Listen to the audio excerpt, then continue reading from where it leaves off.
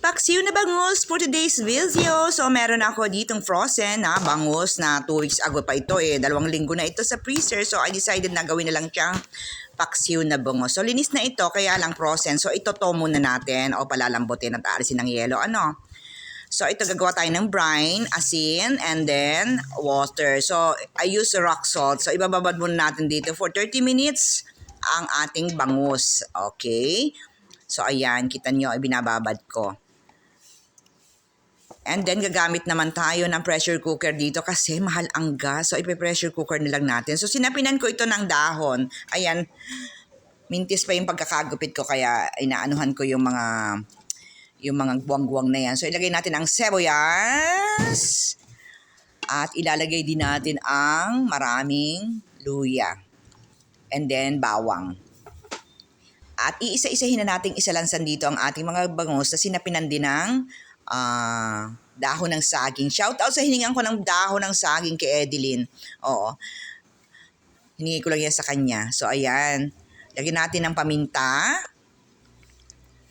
And then suka. So, 2 pouch na maliit na suka ang nilagay ko. At saka idinagdagan ko pa ng suka pa doon sa boting konti na. And then lagyan natin ng siling haba. Lagyan natin ng konting patis. So, nilagyan ko lang yan ng konting asin kasi hindi ko na yan binanlawan dun sa brine, nung pagkakaalis ko dun sa tubig na may asin. So, lagyan lang natin ng tubig na yung above lang sa yan. Ganyan lang. Ayan. Lagyan din natin ng mantika.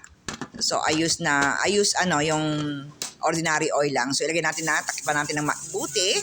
And then, ayan, isalang natin. And then after 45 minutes, ayan na, pasigawin natin ang pressure para mabuksan agad natin. Okay? So, eto nabuksan nga natin. Ayan, mausok, madilim, Lord, ang dilim. Kailangan ko ng liwanag, Lord.